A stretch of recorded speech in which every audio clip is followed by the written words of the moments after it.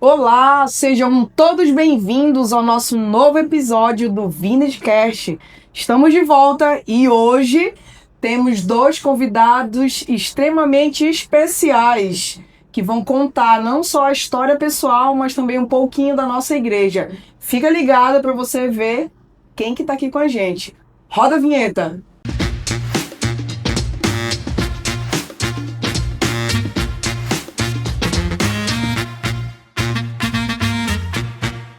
E hoje nós temos a alegria e a honra de receber aqui duas pessoas que não só fazem parte da história da nossa igreja, mas que hoje são nossos pastores sênior e estamos aqui com muita alegria recebendo a nossa querida pastora Elke e nosso pastor Átila. Sejam muito bem-vindos e que alegria recebê-los aqui conosco. E aí, agora é com vocês. Que Pastor bom. Átila. Fazia tempo já, né? Que a gente não vinha. A Que gente bom já tá estava aqui. sentindo falta do senhor, da senhora aqui. Muito bom estar aqui com vocês. É uma alegria estar aqui Alegria. e poder compartilhar hoje com vocês algumas histórias sobre a nossa vida, sobre a igreja, sobre o ministério, né? Sim. E com essa história talvez motivar e incentivar pessoas que nos assistem com fé, com Jesus agindo no nosso meio, né? Amém. E mais do que especial estarmos recebendo eles aqui, é que fizeram 20 anos, né, de ministério. 20 Agora, anos. 20 anos. Não parece, né? Incrível como o tempo Vou te passa, contar uma né? coisa, Conte. eu fiquei horrorizado esses dias. Eita! Eu gravei um vídeo aqui pra igreja, Aham. lá em casa, como eu sempre gravo, normal. Sim, sim. Quando passou o vídeo no domingo à noite, eu olhei de longe, eu digo, meu Deus do céu, esse cara sou eu mesmo. A Babinha barba branca. branca, parecia que tinham pintado no Photoshop. Aí olharam pra mim e disse, não, é você mesmo. Não tem nada pintado. Cara, que coisa É a horrível. sua barba mesmo, pastor. Mas O tempo chegou. o legal é que O tempo existem chegou. muitas histórias, né, nessa barba aí branca. Pelo menos isso, né? Claro, tá deixando legado. Pelo Deixou menos não, tá isso. deixando, né, um legado para essa geração. Mas pastor Átila, começando pelo senhor, diga aí um pouquinho quem é o Átila Gomes. Fale pra Quem é nós. o Átila Gomes?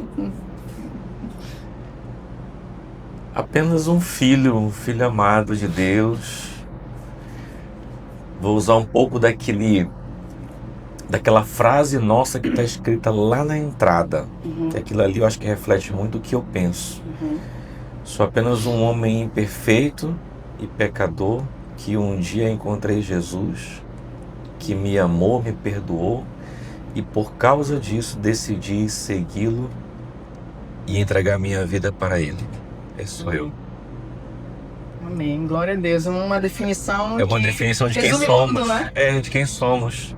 Amém, E é como eu penso mesmo sobre a minha vida, sobre a minha trajetória. É exatamente isso mesmo. amém. Só isso. E a nossa pastora Elke? Elke Gomes. Quem é Elke Gomes? Eu me descobri filha, né? Um dia Deus me encontrou quebrada, moída e me resgatou com a graça, com a misericórdia dele, me alcançou e tem me permitido viver essa vida de filha, Amém. pertencendo à sua família, fazendo parte dos seus sonhos e se descobrir filha do Papai do Céu é algo extraordinário, que hoje tem guiado a minha vida e pensar como eu posso ser essa filha que parece com ele, né, que espelha ele diante das pessoas, mas que também espelha ele para pensar a respeito de si mesma, com toda humildade, com todo olhar de graça e dependência no Senhor. Amém. Que bom. Muito bom ouvir isso. Quem somos, né? E conta um pouquinho da história de vocês. Casados há quantos anos? Pais de quantos filhos? Agora dá um pouquinho da vida pessoal. Conta pra gente. Como vieram parar em Altamira? Como que se conheceram? Essa história é legal. É legal. Então, eu cheguei em Altamira em 2001, portanto, há 24 anos atrás. Eu tinha acabado de me formar em Santarém e trabalhava na universidade, dava aula na universidade, mas eu sabia que eu não queria ser professor. Eu sempre gostei de trabalhar por conta própria, ter meu negócio. E tinha vindo embora para cá uma família da igreja em Santarém. E aí eles me convidaram para vir aqui conhecer a cidade na época, que havia uma carência muito grande de profissionais na minha área. E eu não via muita perspectiva em Santarém naquele momento. Então vim aqui, conheci a cidade e acreditei que aqui seria o lugar que Deus ia me abençoar profissionalmente. Então voltei em Santarém, saí da universidade, deixei tudo lá e vim embora para cá, com um objetivo profissional. Eu tinha só um ano que tinha me convertido, então a vida cristã estava No caso no foi em início. 2000 que o senhor se converteu. Foi, 2000. Na verdade, de 99 para 2000 eu já estava num processo de conversão ali, né? Mas acho que 2000 foi algo bem definitivo mesmo na minha vida. E aí assim eu vim para cá. Cheguei aqui, conheci a cidade. E a Vinha já estava bem no início, né? Começou em 96, então em 2001 estava com 5 anos só. E uma igreja começando, em todos os sentidos precisa de ajuda. E eu lembro que esse amigo meu, o Galdino, falou: vamos ficar aqui na Vinha. Além de ter um pessoal muito legal, a igreja está começando agora, precisa muito de ajuda. E esse foi o nosso coração naquele momento. Ele era que tinha autopeças, né? Lá no Assis Nunes. Eu lembro que na época eu agradei muito quando eu visitei a Batista Independente. Já era uma igreja toda estruturada, encorpada, né? Só que aqui estava muito no início, tudo era necessário aqui. E esse foi o nosso coração, vamos ficar aqui para ajudar desde o início esse povo. E aí começa a minha história aqui em Altamira. Legal. E com a igreja. Eu sou altamirense, beiradeira do Xingu com muito orgulho, filha de 2 cearenses, por isso me chamo de cearense, né? E eu gosto de ter essa referência do povo cearense, que é um povo animado, receptivo, celebrante. Então eu gosto muito disso. Fui embora para estudar, tive que retornar para Altamira em 2001, mas eu recebi Jesus no meu coração em 1996, em Goiânia, numa Assembleia de Deus, então tenho raiz aí pentecostal. E continuei os estudos em Uberlândia, tive que retornar para Altamira em 2001. Eu costumo dizer que nós chegamos no mesmo ano, no mesmo mês, na mesma igreja, e começamos a servir nessa igreja. Eu não sabia que era uma igreja que estava começando, mas eu achei parecida com a igreja que naquele momento eu congregava, que era a Videira. Videira. E aí eu me identifiquei, gostei muito, né? Pastor Clenildo e Angelita super receptivos. E as pessoas aqui também nos acolheram muito bem. E assim começou a nossa jornada aqui na Vineyard. Legal. Na época, Vinha... Igreja da Vinha. Igreja da Vinha. 2001. A igreja dos americanos. É. Era assim, né? Eu ficava de olho nos americanos com aquelas caixas. Será se eles estão levando alguma coisa da Amazônia? Porque é o que eu ouvia também, né? Uhum. E falavam mesmo, né? Falavam. Ah, eles estão levando recursos daqui. Eu lembro como se fosse hoje, as pessoas falavam mesmo. E é verdade. E esse tempo que vocês chegaram, estavam na igreja, como foi assim? O que marcou vocês? E o que pensou? Esse é meu lugar. Vou ficar aqui na Igreja da Vinha. O que mais chamou a atenção de vocês? Como que foi? Olha, o que mais me chamou a atenção foi também o que foi mais difícil para mim. E foi o que me fez ficar depois e ficar até hoje, né? Que foi conhecer o Evangelho, conhecer a igreja, conhecer o Evangelho da graça de Deus. Conhecer esse ambiente de graça que até então eu não conhecia. Eu conheci Jesus na primeira igreja batista em Santarém, e é uma igreja muito antiga, uma igreja centenária, e portanto uma igreja muito tradicional. Sim. E eu conheci Jesus nesse ambiente bastante tradicional, e eu nunca tinha visto nada diferente disso. A primeira igreja evangélica que eu pisei foi essa. E lá eu conheci Jesus. Quando eu cheguei aqui, conhecer esse evangelho da graça de Deus e conhecer a igreja nesse novo formato foi muito desafiador para mim. Porque foi um choque, né, com o que eu conhecia. Então, num primeiro momento, eu achei que eu estava certo e todo mundo estava errado. Mas decidi persistir para conhecer essa outra perspectiva, esse outro contexto do evangelho. E pouco a pouco isso foi quebrando aquela estrutura rígida que tinha dentro do meu coração, da minha mente. E eu fui observando toda a leveza que era viver nesse evangelho de graça. Então foi o que foi mais difícil no início e foi o que mais me cativou depois, né? Então, ter contato com isso no dia a dia da igreja, das famílias, das pessoas e comigo particularmente, me fez me apaixonar mais por Cristo, pela palavra de Deus e por pessoas que precisavam tanto conhecer esse evangelho de uma outra perspectiva, né? Que aquela perspectiva, às vezes bastante tradicional, não consegue alcançar, né? Então, a minha história tem muito a ver com isso aqui.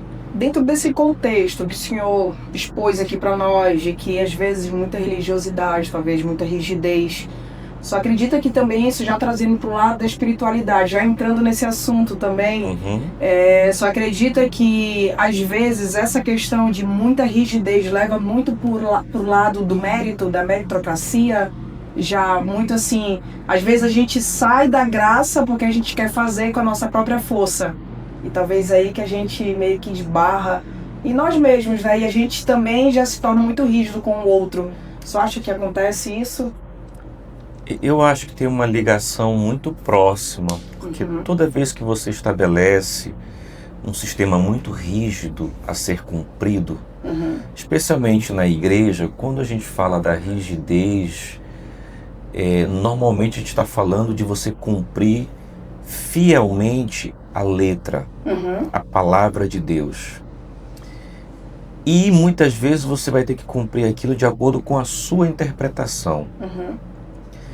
Quando você vai para esse caminho, nós vamos todos terminar naquele fim da linha que Jesus disse para a gente. É impossível todo mundo cumprir. É impossível, né? Vamos pegar o exemplo dos judeus. Os judeus têm as escolas rabínicas. Só dando exemplos aqui que não são literais. Você tem 1000 leis. Se você cumpre 999, mas não cumpre uma, você não vai conseguir ser aprovado. Então, naturalmente, se você cumpre 999, isso te traz um senso de mérito. Sim. É natural, nossa, até porque nós vivemos... E aquele que não cumpre como eu estou fazendo, ele não é digno como eu sou, digamos assim, né? O peso do mérito, ele existe no nosso coração, né? Então, o evangelho da graça vai te levar para um outro aspecto, que é esse que Jesus disse. Nenhum de vocês vai conseguir cumprir isso fielmente. Só eu cumpri. O fim da lei sou eu. A partir de agora nós temos uma nova aliança, né? Mas eu vivi isso, eu conheci o evangelho nesse sistema. Então eu era muito íntegro, a minha busca e o meu desejo de cumprir toda a lei como eu tinha aprendido era muito real, era muito íntegro aquilo. Mas eu não conseguia. Dentro de mim, eu sabia que eu não conseguia. Eu tentava, existia um esforço real, verdadeiro, mas eu sabia que no fim do dia eu tinha falhado em muita da minha busca, né? Isso era um conflito dentro da minha mente o tempo todo, do meu coração o tempo todo, né? Enfim, aí vai um debate longo aí desse caminho. E trazendo para a questão de casal, como vocês se conheceram? Quantos filhos vocês têm? Então, nós chegamos no mesmo ano, no mesmo mês, na mesma igreja. Como a igreja estava começando, toda mão era bem-vinda, né? E a Vineyard tem isso, né? De todos podem participar. Foi algo que me atraiu bastante, o fato de ser acolhido, de pertencer, esse senso de pertencimento. Então a gente começou a participar do Ministério de Louvor na época. A senhora já foi do Ministério de Louvor? Sim, já fui do Ministério de Não Louvor. sabia. Não postem as fotos, por favor, viu? Os pessoal estão postando as fotos antigas. Não, por favor, veja essas fotos, vamos me resgatar aí. O Átila e eu fazíamos parte do mesmo ministério e aí nos conhecemos assim, né? E íamos para acampamentos, a Surini, evangelizar. Só amigos, né? Só amigos. Só irmãos em Cristo mesmo. De 2001 até 2003, né? Quando surgiu o interesse. As pessoas geralmente não acreditam muito que Deus escolhe, né? Cada um escolhe. Eu acredito que Deus escolheu. Porque eu tive uma experiência no encontro com Deus. E Deus falou comigo. E depois eu senti Ele me mostrar, me apontar o coração e os olhos para Ele, para o Átila. E que Ele tinha um grande plano, um propósito, não só sentimental, mas para uma grande obra dele. Naquele momento eu recebi, era tudo uma questão de fé, porque era só uma voz e começou a vir um sentimento por ele. Então eu comecei a orar, porque para confirmar, né? Até porque eu já vinha em um relacionamento quebrado. Falei, não quero errar novamente. E a Átila, apesar de ser novo convertido, eu também não sabia na época que era novo convertido. Ele tinha todo um comportamento de um homem muito maduro na fé. Eu acredito que isso trouxe uma segurança para que eu olhasse para ele de uma outra maneira. Nunca tinha olhado para ele de uma forma diferente? Não. Até porque... Não. Só posteriormente, e aí começamos a orar e nos relacionar. E entre namoro, noivado e casamento foram 11 meses. Uau, eu tenho uma legal. filha, né? Tenho uma filha que hoje tem 26 anos. A Átila já tinha o João, que hoje tem 29 anos. E parte de tudo que nós precisávamos orar era também sobre os nossos filhos. Eu acredito muito que eu e minha casa vivemos a restituição do Senhor. Amém. Porque quando Deus nos apresentou um ao outro e a gente se tornou um casal, nós nos tornamos uma família junto com o João e a Débora. E foi algo lindo realmente, da misericórdia e da manifestação da graça de Deus sobre todos nós. É assim que até hoje eu recebo isso. Essa é uma coisa interessante, até que eu falo para os solteiros aqui na igreja, mas é um pensamento meu, naturalmente não é a única maneira correta, mas é um caminho que eu acho que é muito saudável sobre relacionamento, que eu vou perguntar, vocês nunca se olharam diferente? Eu costumo dizer o seguinte, Adão não pediu para Deus uma Eva. Adão estava muito bem, tranquilo e resolvido, mas Deus sabia que ele precisava de uma Eva. Então, na nossa vida, quando a gente veio para a igreja, a gente não estava atrás de um relacionamento. A gente queria servir ao Senhor. E nós focamos o nosso coração em servir a Cristo na igreja. Eu servia de um lado, ela de outro. Então, quando o jovem está na igreja procurando um relacionamento, ele vai encontrar. Porque toda porta que a gente bate, ela vai abrir uma hora, né? Mas talvez o mais certo é você focar a sua vida em servir a Cristo, porque Ele sabe da necessidade nossa. E na hora certa, Ele vai trazer o cônjuge que você precisa. E foi assim com a gente. A gente estava servindo junto todo o tempo. Até que chegou um momento em que nosso coração despertou. E ali começou um olhar diferente, um pensamento diferente sobre o outro, né? O que eu acho que é um caminho muito saudável na igreja. Para como descobrir relacionamentos, né?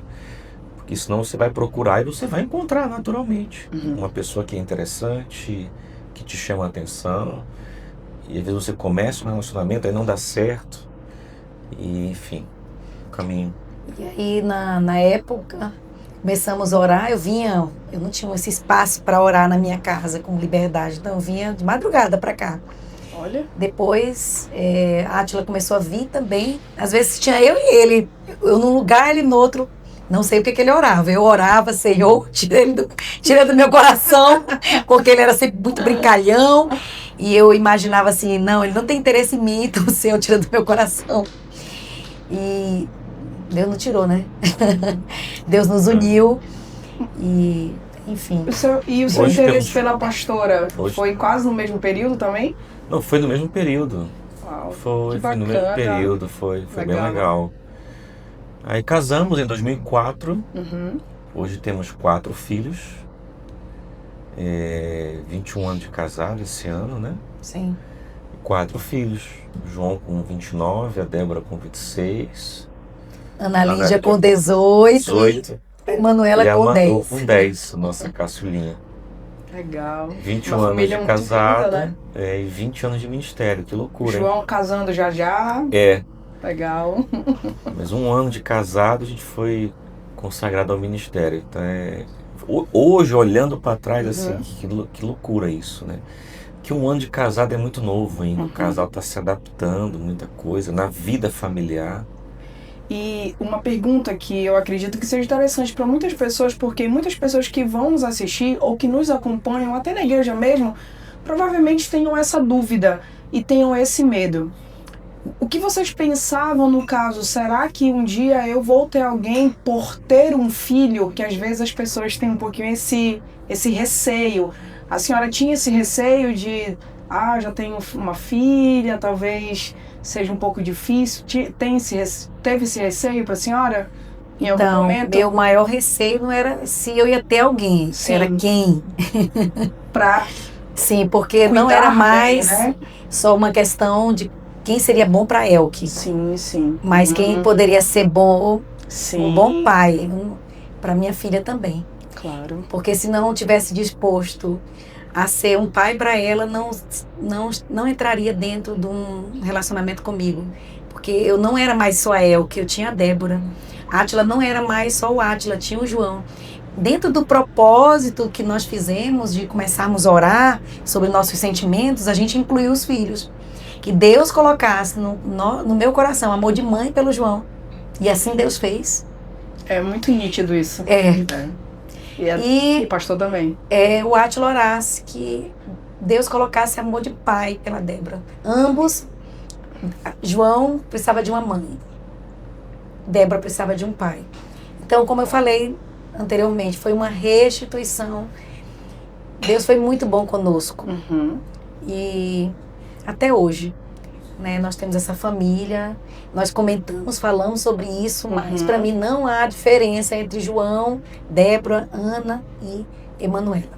São meus filhos. E é um ponto importante isso que você tocou, Karine, porque até hoje na igreja a gente precisa ensinar os casais. A gente tem muitos casais que vêm para Cristo, eles têm filhos separados e eles continuam pensando, são filhos separados. Eu casei com você tem uma filha. Não, ela não é minha filha, ela é sua filha.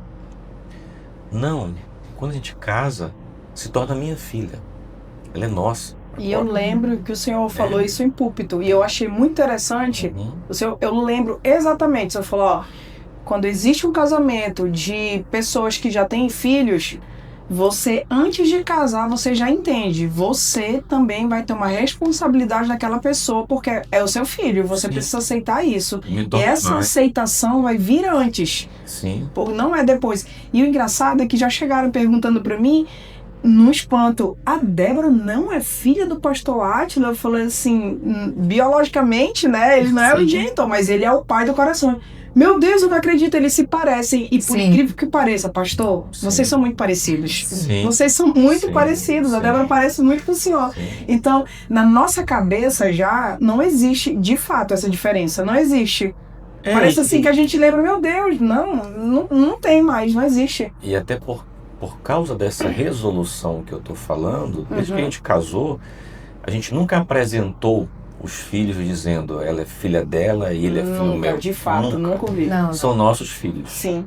Então, difícil. Quem vai saber que não são biológicos são os mais próximos de nós. Mas a gente nunca apresentou. A filho dela, filho dele. Não. São nossos filhos. Que legal isso. Porque isso nasce no coração, né? O reino de Deus é assim. Sim. Esse chamado para maternidade, paternidade, faz parte do coração de Jesus. Sim. Se eu sou chamada a estender esse coração de pai e de mãe para as pessoas, por que não para um filho que meu esposo tem e uma filha que eu tenho, né? Então, a gente fala, mesmo que a pessoa tenha um pai ou uma mãe presente, né, fora do casamento, se você vai estar ali, você também pode fazer esse papel, deve fazer esse papel. Responsabilidade, né?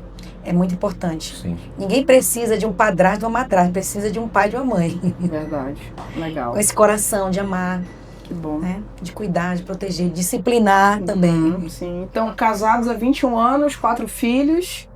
E vocês também são empresários, né? E como que é para vocês essa vida de pastoreio e empresas? Como que é? Como vocês lidam com essa correria do dia a dia de cuidar de ovelhas? A gente não dá muito trabalho, né? Graças a Deus. São uma bênção, gente. São uma bênção. Posso falar isso aqui? Não pode. Não pode. Ó, uma curiosidade, gente. Tudo começou ao mesmo tempo, gente. Deus não é normal, não, gente. 2003, antes que nós casássemos, sabe que começou primeiro um negócio, depois o casamento? Então a gente, sim, em 2003, a gente começou a namorar. Eu acho que no mesmo mês seguinte, a gente começou um negócio. O Adila tinha um sonho, né, de atuar na área de cosméticos. Ele atuava na área de informática. Eu atuava na área de seguros, previdência, essas coisas, plano de saúde. E eu abracei esse sonho que era dele para começarmos um negócio e começamos a trabalhar porta a porta com cosméticos.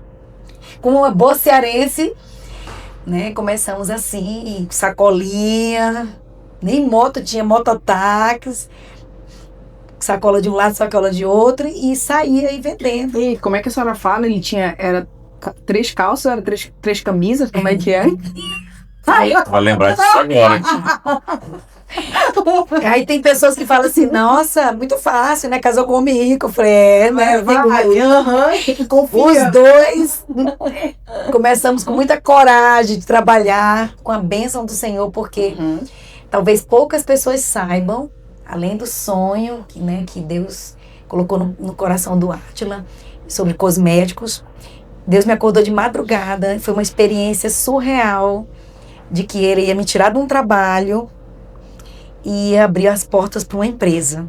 E eu via tudo e foi algo assim muito emocionante.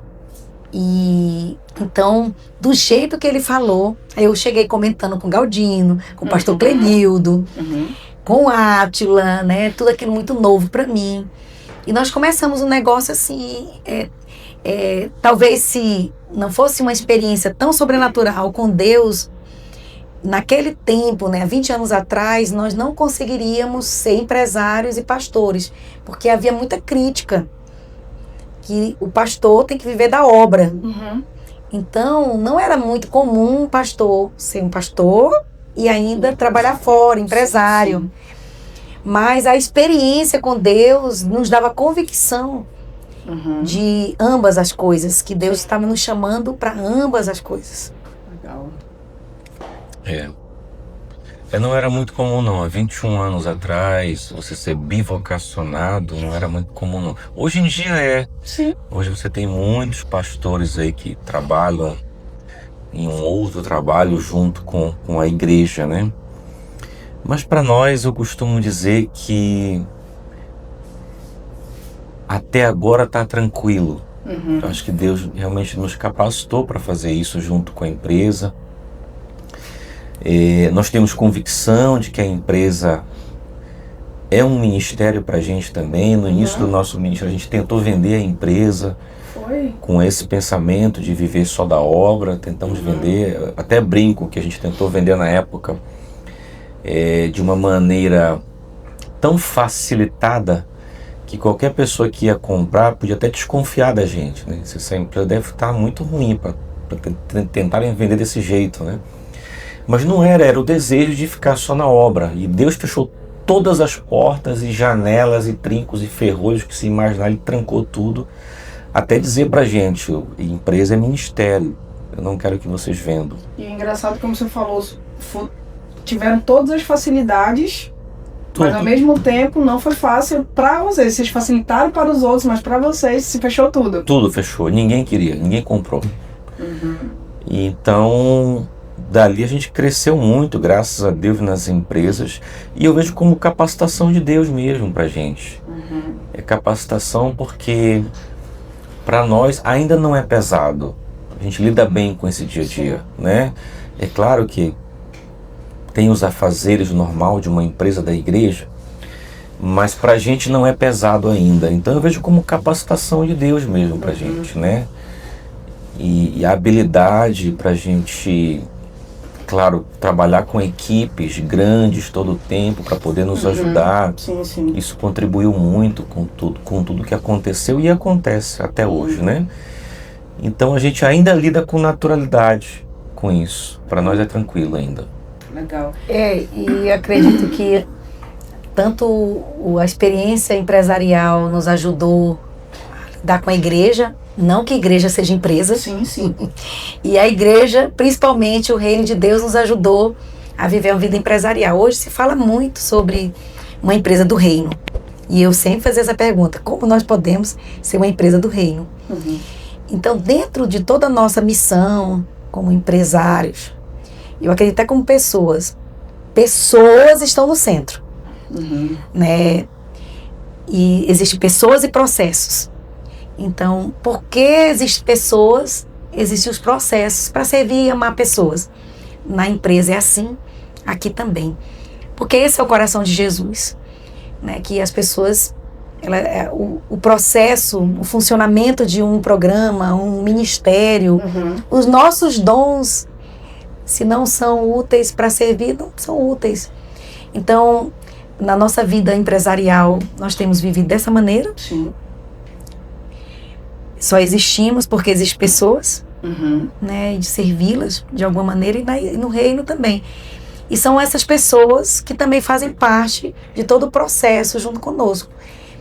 E nos ajuda. Nós não conseguiríamos fazer tudo que nós fazemos se nós tivéssemos que fazer isso sozinhos. Então isso nos deu muito encorajamento e muita força, porque tem muita gente envolvida, tanto na empresa, como tem muita gente envolvida na igreja. E na empresa de vocês, porque a vez de vocês é de pastoreio, de fato. É tanto que não só como igreja local vocês cuidam de pessoas, mas também na empresa vocês cuidam de pessoas. Sim. E na empresa existe um desafio de eles olharem e falar, pastor, eu preciso bater um papo com a senhora, vamos aqui. A senhora é a minha patroa, mas eu também é uma pastora. Vocês exercem também muito a função do pastoreio dentro da empresa? Com certeza. Muitas vezes, se não chamam, nós chamamos, paramos.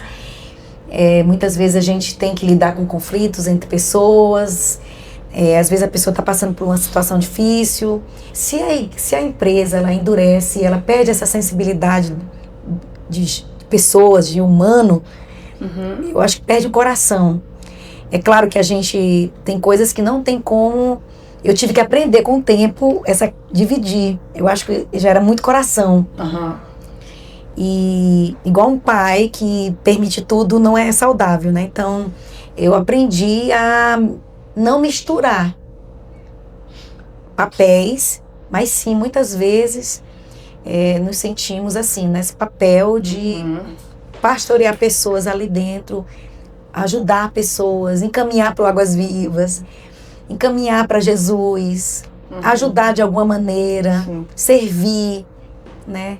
Tratá-los com respeito. E eu acho que o evangelho ele precisa se movimentar dessa maneira. Sim. Né? Qualquer pastor, qualquer empresário, vou até mais longe, qualquer líder de qualquer instituição que seja, para ele ter algum tipo de sucesso, ele precisa entender de pessoas. Sim. É o primeiro ponto. Então, se você quer ser um empresário, se você quer ter sucesso, você precisa dedicar muito tempo da sua vida a compreender pessoas. como elas pensam, como elas sentem, como elas lidam com o dia a dia, o que é o valor para elas, o que não é. Porque um produto não se vende sozinho, você tem que ter uma equipe por trás daquilo. Na igreja é a mesma coisa. Compreender pessoas, compreender o coração das pessoas, por que chegam na igreja. Eu até costumo dizer junto com a Elke que a igreja ela é uma empresa, só que sem fins lucrativos. Mas quando a gente olha para a igreja como uma empresa, para tratá-la em nível de gestão como uma empresa, a tendência é funcionar muito bem. Né? Isso é até um ponto que eu vejo, às vezes, muitas igrejas sofrem, porque o pastor, coitado, por não ter nenhum tipo de formação, ou não ter tido ninguém para orientá-lo, ele não consegue olhar para a igreja como uma empresa em nível de organização. Né? E você precisa ter tudo isso numa igreja.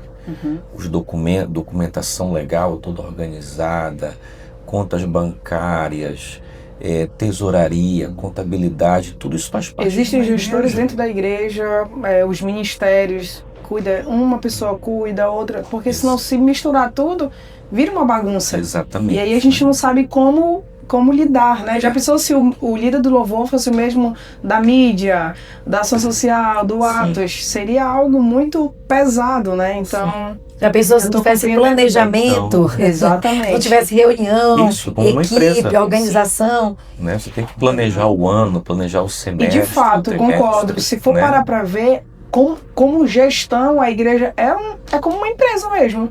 Porque tem todos os passos de gestão de pessoas, de documentos, situações que precisam ser resolvidas. Planejamento, né? Se você olhar para o ano que vem, o que vai acontecer ano que vem na igreja? Tem que olhar para o trimestre, para o semestre, o que nós queremos, o que Deus está falando conosco. É uma empresa, só que sem fins lucrativos, né? Mas é a mesma coisa. E como que foi para vocês quando receberam o convite? Átila, Elke serão os pastores na Vineyard, na Igreja da Vinha. Como que foi para vocês? E como tem sido até aqui a vida pastoral de vocês? Quais os desafios? Eu percebo que na Vineyard acontece muito naturalmente. Então, apesar de que nós fomos consagrados, né, em 2005, nós, quando chegamos em 2001, começamos a nos envolver na igreja, a servir. Eu servi no louvor, depois a gente começou o ministério de intercessão, servi no ministério de infantil, na recepção, onde tivesse necessidade, né? Grupo caseiro, escola de líderes, missões. Então, na Vineyard, geralmente não consagra alguém para exercitar o ministério. Alguém já está exercitando o ministério e é só reconhecido aquilo que os pastores reconhecem, mas que a igreja reconhece. Então, a gente não foi colocado na função pastoral. Nós fazíamos isso com todo o coração, sem pretensões maiores. Vou ser pastor, não vou fazer isso porque vou ser pastor. Não. Movido por aquilo que Jesus fez por nós. A cotidiana, diária, já é de pastoreio, né? Não vai ser chamado para ser pastor, pastora. Não, você já é, então a gente só vai articular aqui, reconhecer, pronto. Só para ter uma ideia, já que nós estamos... reconhecer um dom que você já está exercendo, né? Sim. Só para vocês terem uma ideia, já que nós falamos de relacionamento, quando a gente começou a se gostar, mas ninguém falava. Sim. Então, o Adley lá no meu trabalho... E a gente saía, ele ia me buscar pra gente orar por pessoas enfermas na cidade, pessoas que estavam deprimidas. Menina, a gente orava por tantas pessoas na cidade. Isso aí, uma vontade que tem nós solteiros aí, hein? Então a gente fazia muito isso, de sair e orar por pessoas. Grupo caseiro, gente, quem é solteiro, né? Tem vários grupos caseiros. Na semana, grupo familiar, né? Aqui. Célula. Célula, isso. Então, célula, eu acho que o Adja tinha não sei quantos grupos célula na época. Eu tinha outros também. E assim a gente já se movimentava. A gente já ajudava muito os jovens nessa época na igreja. Era como se fôssemos pastores de jovens naquele momento. Então, quando chamaram a gente, foi natural. A gente já estava fazendo aquilo ali E vocês já foram, no caso, chamados, convidados para serem os pastores gerais, sêniores da Vinha, aqui da Central? Como que foi? Não, pastores de jovens. Pastores de jovens, né? Pastores de jovens. É porque o pastor Clenildo estava na época, né? Isso, pastor Clenildo, Angelita, Bud e Suzane, né? Então, nós ficamos como pastores de jovens por 10 anos, auxiliando-os, né? Eles eram os pastores sêniores da igreja e a gente com os jovens e ao mesmo tempo auxiliando em tudo que era preciso na igreja, até 2015. Olha, mas eles tiveram coragem, viu? Recém-casados, imaturos, mas eu costumo dizer que a gente tinha um coração pronto para obedecer, para seguir, para aprender. E eu lembro que mesmo antes de ser consagrados pastores, nós já participávamos das reuniões com eles. Então sempre, toda semana tinha reunião. Já faziam parte ali, né? E eles viajavam muito para fazer missões, né? Você sabe, o pastor Clenildo e o pastor Bud sempre gostavam muito de ir até Gurupá, Almeirim, Assurini. E nesse período, né, ao mesmo tempo que eles estavam participando conosco daquilo que eles faziam, também eles estavam confiando na gente, de deixar. Então, mesmo cuidando de jovens, logo a gente começou a se interessar por casais. E a gente começou também na igreja, o grupo de casais. Fomos nós que começamos essa igreja a fazer, que na época, células de casais, né? E os frutos aí tem estão fruto, sendo pastor vistos, Agostinho, é fruto do nosso primeiro, hoje é pastor, Pedinho, o Pedro da Rosa, né? Também, pastores hoje, foram frutos. O nosso primeira célula foi com eles também? Ou foi segunda? Eu sei que a gente começou esse movimento, logo começou a crescer muito, e a gente passou a tanto pastorear jovens, como os casais começaram a ficar muito ligados a nós. Legal. Esse movimento de fazer retiro de casais, encontros de casais. E foi desafiador, ao mesmo tempo que a gente estava lidando com nossas próprias imaturidades conjugais, porque era recém-casado, mas também ensinando, aprendendo, vivendo. Deus é bom, viu? Quem são os discipuladores de vocês hoje? Pastor Clenildo e pastor Angelita? Ou vocês têm uma... Hoje a gente tem uma rede maior, né? Mas tem Clenildo e Angelita que fazem parte disso, tem Arthur e Cindy, que são 2 missionários que vieram plantar Águas Vivas aqui na igreja, que também nos ajudam com isso. Sim. Então tem uma rede maior de apoio hoje pra gente, né? Sim. E temos mentoria, né? As mulheres, por exemplo, nós temos mentoria, todas as pastoras do Brasil, Elba, Diana, Angelita, se revezam uma vez por mês para nos dar estudos, oramos umas pelas outras, temos pequenos grupos que nós cuidamos também de outras. Então, além disso, nós temos uma equipe pastoral, pessoas que estão caminhando junto conosco, que gera essa relação de interdependência, que a gente cuida, mas também a gente se sente cuidado. A gente se sente muito assim, muito cuidado aqui nessa igreja. Né? Apesar de nós somos pastores, mas tem pessoas, muitas pessoas que nós confiamos, que têm realmente cuidado de nós. Não só a gente cuidar de pessoas, mas pessoas cuidando da gente. Legal. E tem uma coisa assim que vejo muito em vocês, falando como ovelha, né? Vocês dão muito poder legal para as pessoas atuarem, confiando que elas têm capacidade para aquilo. Eu acho muito legal isso. E vocês encorajam muito. Encorajam assim, vai lá, você para com isso, que você pode, você consegue. Eu tô falando isso porque eu ouço isso da senhora. Encoraja e cobra, né? Isso. E cobra. E não é pouco, não. Fulana, faz essas e essas mudanças aí. Revisa esse projeto. Depois eu fiquei pensando. Tá repetido. Depois eu fiquei pensando na reunião que nós tivemos ontem. Do projeto de assistência social, né? Falei, por que eu não falei só pra Karine antes? Mas fica tranquila. Eita, falei, tem que revisar isso, tem que fazer aquilo. Falando nisso, depois não se cria cultura dessa maneira. A gente tem que conversar, porque teve muita coisa legal depois ainda, alguns minutos. Que legal. Depois eu lhe passo. E estamos indo para a parte final da nossa entrevista, que está sendo uma bênção, mas eu gostaria que vocês deixassem 3 mensagens diferentes para 3 públicos diferentes. Uau! Primeiro, gostaria que vocês deixassem uma mensagem para quem está nos assistindo que precisa de fé e encorajamento na vida espiritual. Eu tenho dito nesses últimos dias, durante alguns domingos que eu estou pregando, que Deus é irresistível. Então, para você que precisa de fé, dê uma chance para conhecer Deus.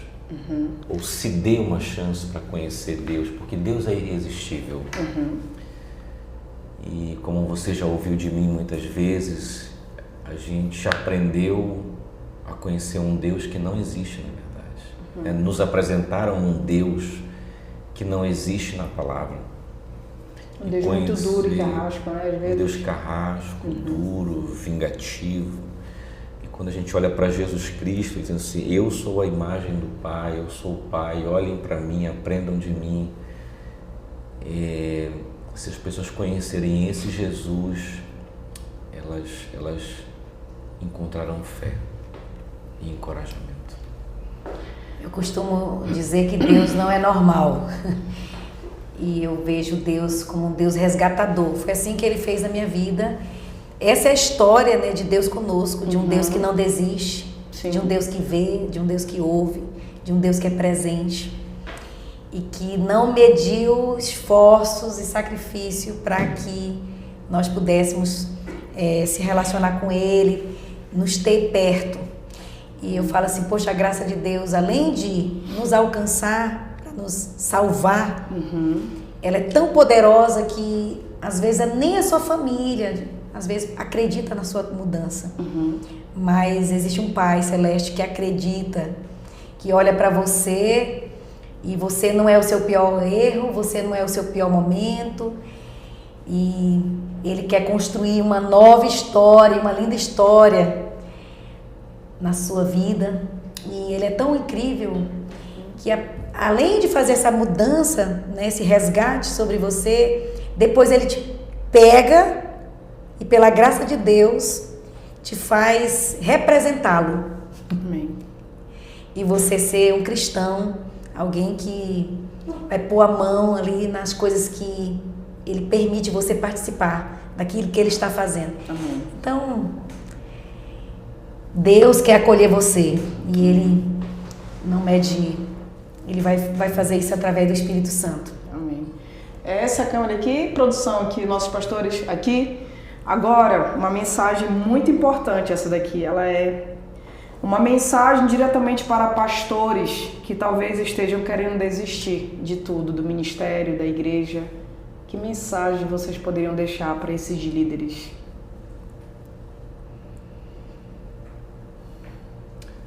Acho que a primeira é talvez eles poderem parar um pouco para cuidar de si próprios. Quando a gente chega num estágio desse, de querer desistir de tudo, tem uma longa história aí dentro aí de dor, de feridas, né, de problemas emocionais não processados. Ninguém chega nesse estágio à toa. Então acho que é importante parar, receber cuidado, receber amor, né? E depois de receber todo esse cuidado, repensar o ministério em um novo contexto, de uma nova maneira, de um novo ângulo. Porque vale a pena viver o ministério, viver a igreja, crer na igreja, crer no reino de Deus, vale a pena. E talvez o primeiro caminho que a gente fez não foi tão saudável e nos levou a isso, mas sim, a gente pode encontrar um caminho melhor. Então acho que minha fala seria nesse sentido: cuidar de si um pouco, parar para cuidar de si um pouco e depois recuperar a força, o ânimo, a alegria para viver, recuperar a alegria do primeiro amor e recomeçar de uma nova maneira. Amém. Eu diria algo parecido, que antes de ser pastor, nós somos ovelha. Todos nós, no exercício do pastoreio ou fora do exercício, nós precisamos ser cuidados. Nós precisamos ser cuidados. Eu sempre digo para Deus, nunca me dê nada, nunca me posicione em lugar que eu me perca. Que eu não possa ser alguém que possa falar das minhas dificuldades e me perder, porque não tenho coragem de pedir ajuda. Então, essa perspectiva de que, antes de tudo, de ser um pastor, eu sou filho, de que eu sou irmão em Cristo, que eu preciso de cuidado também, é uma consciência que nós precisamos ter para ter saúde e vida longa no ministério. Porque se nós cuidamos de todo mundo e não cuidamos de nós, ou não cuidamos da nossa casa, né, a Bíblia fala que negamos a fé. Então, uma coisa que eu aprendi muito com Átila, ele sempre teve esse cuidado de que nós exercitamos a vida empresarial, nós exercitamos a vida como pastores no reino, mas não esquecemos da nossa casa, não esquecemos de nós. E para nós isso foi muito gratificante, porque hoje a gente olha para 4 filhos que amam o reino, que têm desejo de trabalhar no reino. E eu acredito que foi dessa primícia de não esquecer de que nós somos filhos e filhas e que precisamos ser cuidados. Então, se você está nesse momento, se permita ser filho, ir para o colo do Pai, para a graça do Senhor. Se permita, sabe? Você não vai perder, né? Sair de uma posição. A melhor posição que nós podemos ter, nós já temos de graça, que é ser filho. E receber esse cuidado tão importante. Amém. E a última mensagem é: deixem aí um recado para as ovelhas da Vineyard Central. O que vocês diriam para nós? Peguem leve, tá? Nós amamos essa igreja. Amém. Essa igreja para nós é uma igreja linda, um povo lindo, famílias lindas, uma igreja viva, cheia de força, cheia de sonhos, cheia de ânimo. Nós amamos ser pastores dessa igreja. Amém. Amamos, cada pessoa tem os seus desafios, todos nós temos, mas é uma igreja que tem dado muito mais alegria do que qualquer outra coisa. Amém. Deus tem sido bom, gracioso com todo esse povo, e é uma igreja linda, contagiante, cheia de fé, tem experimentado tanta coisa boa, tantos milagres, tantos sinais, tantas famílias restauradas. Então nós amamos essa igreja, ela é linda. Glória a Deus. A senhora? Ei, meu povo, amo vocês, amo demais, de todo o coração, me sinto amada, e isso faz com que o meu ministério seja um ministério que é só celebração e alegria. Nós temos nossos desafios, mas sabe de uma coisa? Viver o ministério com vocês é muito fácil, porque somos muitas mãos, muitos corações, muitas mentes, muitos bolsos. Eu sempre falo isso para vocês, o reino de Deus é construído assim. E quando nós nos vemos como pastores de uma igreja que todo mundo dá as mãos, que todo mundo põe a mão para orar, que vai lá para o arado, nós nos sentimos privilegiados, fortalecidos e muito animados para viver muito mais tempo aí de ministério. Amo vocês. Glória a Deus. Então a gente está chegando ao fim, né, do nosso podcast. Pastores, muito obrigada pela presença, obrigada por estar aqui, abrindo o coração ministerialmente, pessoal, né, empresarial, familiar. E foi uma honra e um prazer recebê-los, e a gente gostaria de receber mais vezes. Não demorem para voltar, teremos outras pautas interessantes. Ótimo. Mas, obrigada. E aqui, produção, queremos agradecer a você que esteve conosco até aqui. Que Deus te abençoe. Já faz o compartilhamento dessa mensagem, desse vídeo para outras pessoas que serão edificadas. E a gente agradece. Que Deus abençoe você e até o próximo episódio do nosso Vintage Cast.